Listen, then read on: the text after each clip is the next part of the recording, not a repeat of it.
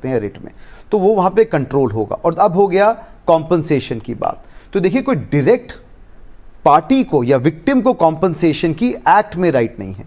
जो फाइन का है वो 10,000 रुपए से लेके 250 करोड़ रुपए तक है, जो कि हम डिस्कस कर चुके हैं। परंतु जहां तक कि आपके पास कॉम्पनसेशन की बात होती है, उसके लिए आपके पास टॉट मतलब जो सिविल कोर्ट होता है वो खुला है कि आप जाके बोलिए कि मुझे मेरी जो रेप्यूटेशन है वो खराब हो गई, डेफेमेशन, या मुझे नुकसान हो गया, मैं बिजनेस खो चुका हूं, या इसके लॉस की वजह से मुझे मानसिक ट्रॉमा पहुंची है, हरासमेंट हुई है, मेरी जग हसाई हुई है, और इस चीज़ों के लिए मैं कॉम्पनसेशन चाहता हूं, तो वो आपको कॉम्पनसेशन भी मिलेगा।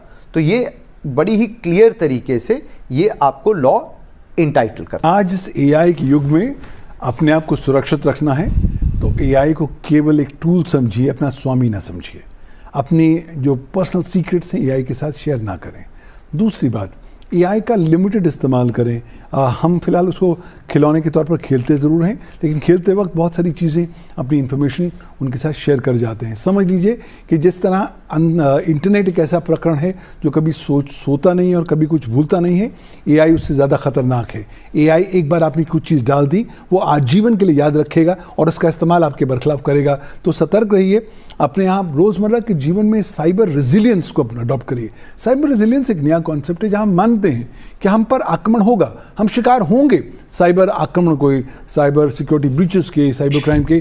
कोशिश करें, पैनिक नहीं करना अगली बार आप शिकार बनते हैं, लेकिन कितनी जल्दी आप पुनः से नॉर्मलसी पर आ सकते हैं, यहाँ पर फोकस करें और take each day as it comes.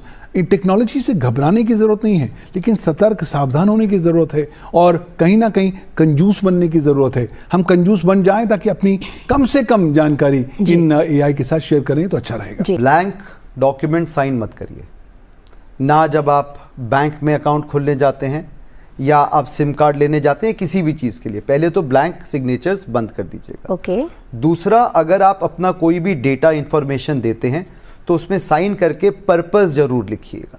अगर वो पर्पस लिखा होगा तो उसका मिसयूज होने की चांसेस काफ़ी कम हो जाते हैं। बहुत बढ़िया।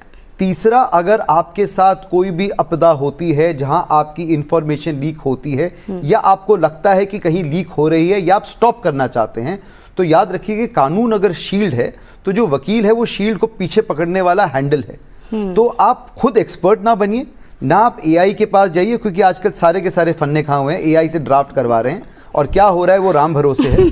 तो एक वकील के पास जाइए, एक एक्सपर्ट के पास जाइए जो आपको कानूनी दायरे में आपको लिख कर देगा आपको बचाने के लिए क्या चीज़ें ज़रूरी है और आपको बचाएगा। ये मेरा मशवरा है।